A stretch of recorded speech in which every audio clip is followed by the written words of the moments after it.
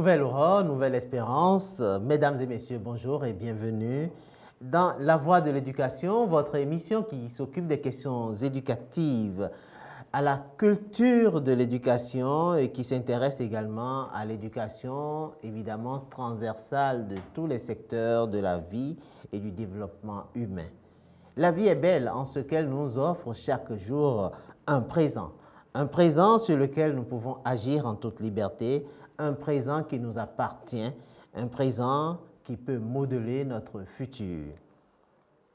Notre présent à nous aujourd'hui s'intéresse à la vie des médias, faire un focus sur la contribution des médias au développement du Bénin. Au moment où le Bénin s'apprête à vivre une transition politique historique, quel rôle les journalistes peuvent jouer dans cette nouvelle dynamique qui s'installe? À travers nos rubriques santé, sciences et société, le tout couronné par le débat éducatif, nous verrons et nous explorons les possibilités donc des médias pour un développement durable au Bénin. En attendant, ajustez votre connexion avec cette parenthèse publicitaire. Ça y est, le groupe Éduc-Action lance ses formations. Vous êtes jeune et passionné d'images, Éduc-Action vous offre une opportunité unique de faire carrière dans les métiers de l'audiovisuel.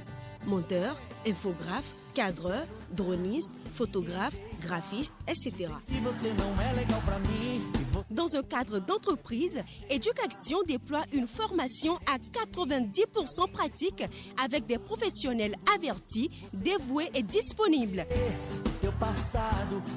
Avec Éduc-Action, vivez votre rêve, embrassez une carrière exaltante. Pour vos inscriptions, contactez le 51 53 29 51, le 94 64 112 20 ou rapprochez-vous du siège de Éduc-Action, 6 à Cotonou, non loin de l'hôpital Bethesda, à Cédrita.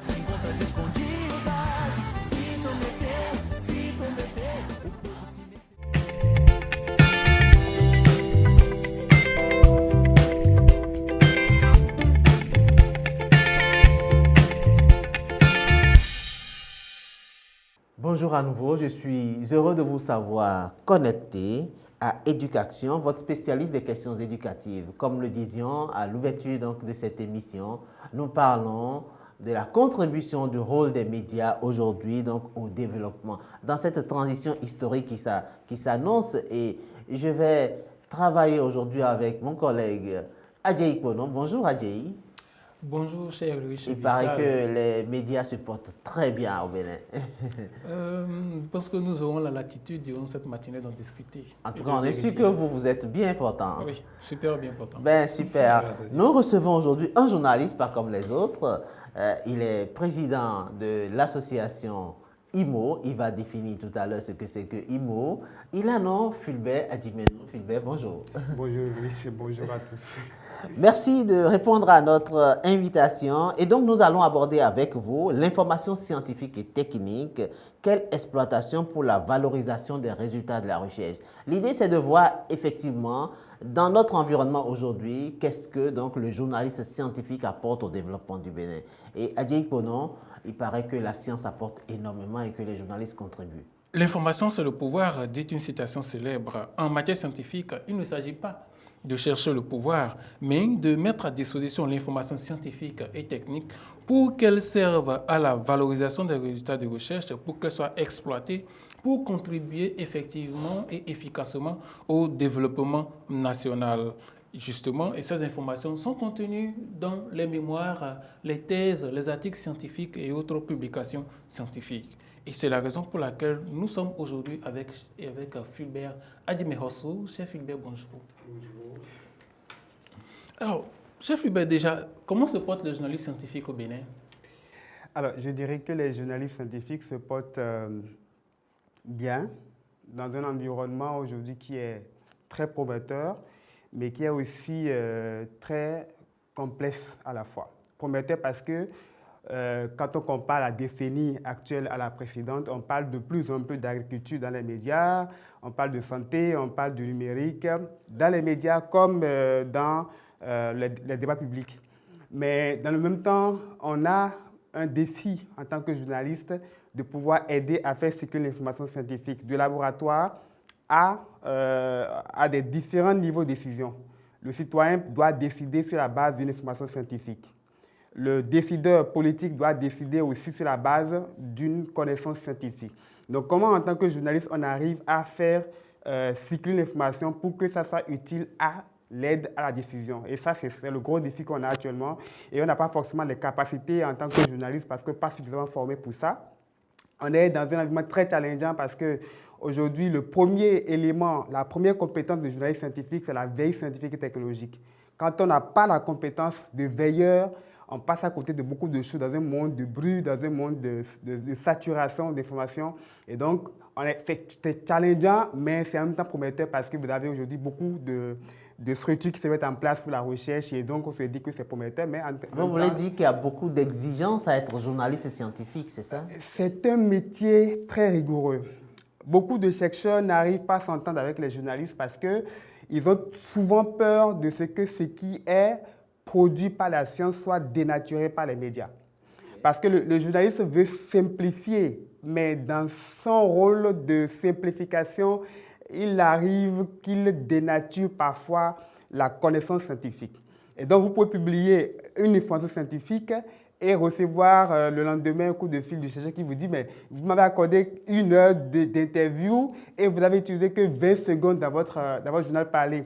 Moi, je ne me retrouve pas dans ce que vous avez dit, par exemple. » Et donc, on a des difficultés à collaborer avec les chercheurs. Et ça, ces difficultés-là, c'est aussi parce que les chercheurs ne sont pas formés à la communication scientifique.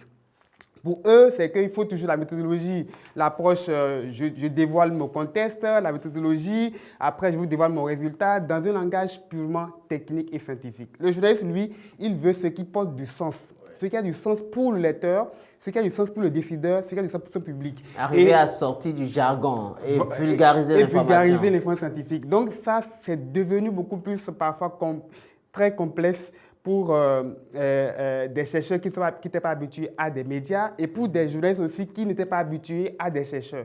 Et donc, c'est cet environnement-là qui est un peu difficile, mais qu'on arrive aujourd'hui à est-ce que c'est peut-être parce qu'on ne connaît pas ce que c'est que l'information scientifique? Justement, c'est là que j'en venais. Est-ce que ce n'est pas déjà ça? Est-ce que autant les journalistes que les chercheurs n'arrivent pas déjà à s'entendre sur quelle définition donner au fait à l'information scientifique et technique? Que dire alors? Oui, ça c'est aussi très intéressant de faire la nuance.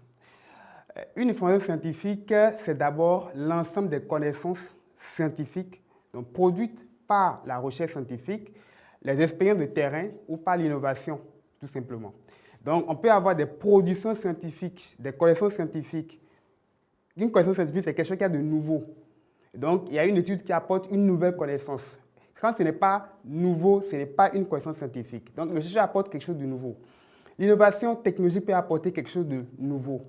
L'expérience de terrain peut apporter quelque chose de nouveau. Et ça, c'est l'ensemble de tout ça qui devient une information scientifique utilisable par le citoyen et le décideur. Qu'on peut retrouver dans des formats divers. On peut avoir des publications scientifiques qui vous apportent une information scientifique. On peut avoir des rapports d'études qui vous apportent une information scientifique. On peut avoir des expériences de terrain que l'on résume en des policy briefs qui vous apporte une information scientifique.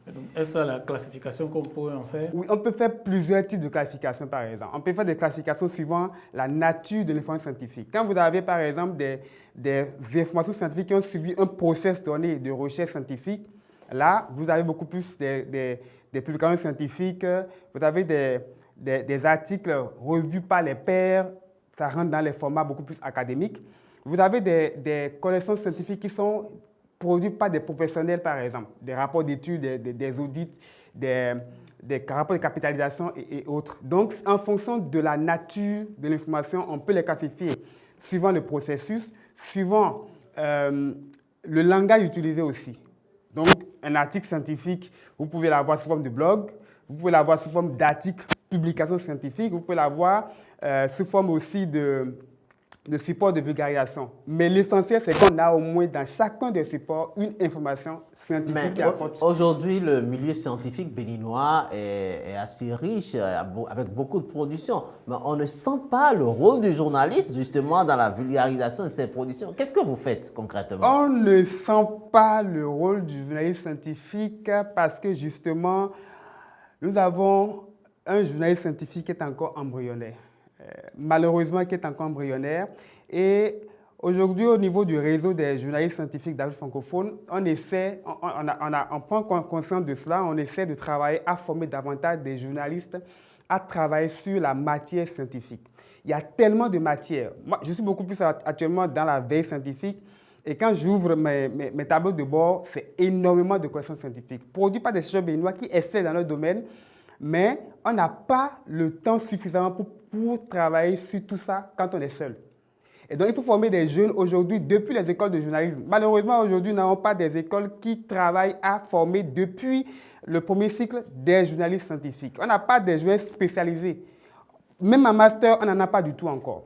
Alors qu'il faut que le profil le plus adéquat dans l'espace européen ou dans l'espace canadien, c'est qu'il faut parfois un spécialiste en sciences qui devient communicant scientifique ou qui devient journaliste scientifique.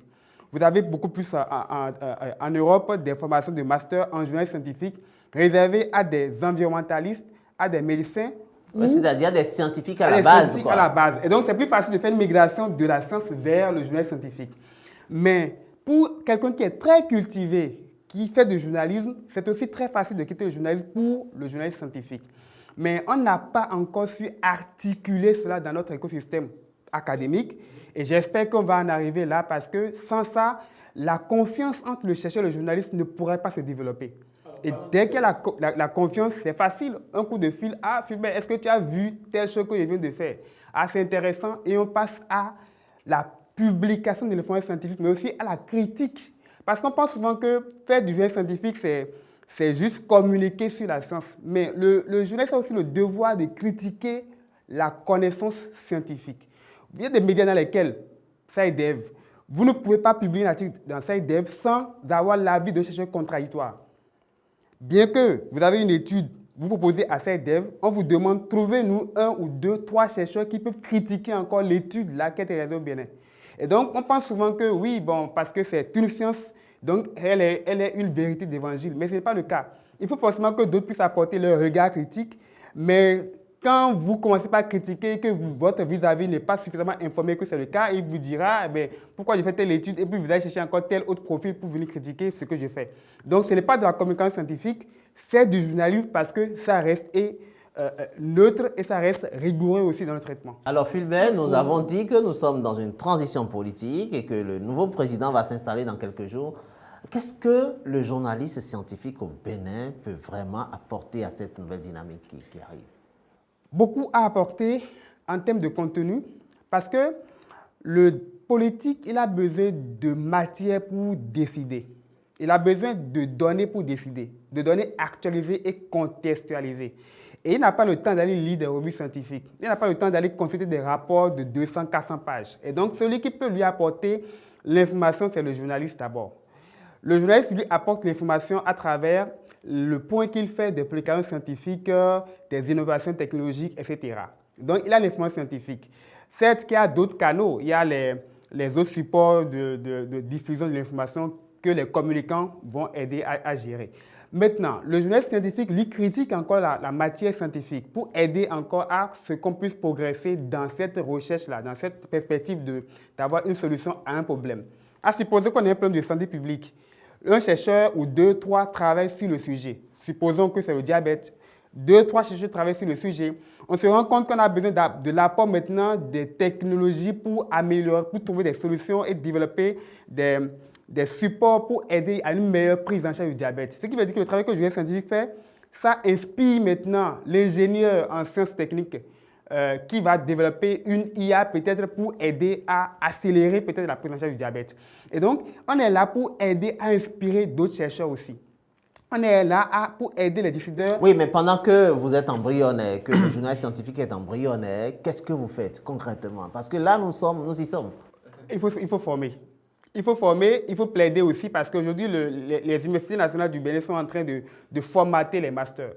Et donc, c'est le moment de plaider pour qu'on intègre en même temps dans les masters de journalisme aujourd'hui la spécialisation sur des questions de sciences. Ça, c'est incontournable pour un pays qui est aujourd'hui à une vitesse de lumière sur les questions de technologie, City et tout l'arsenal qu'on met en place. On ne peut pas avoir aujourd'hui une école de journalisme qui ne forme pas en sciences. Adjei, il faut former, il faut contribuer. Qu'est-ce que vous pensez?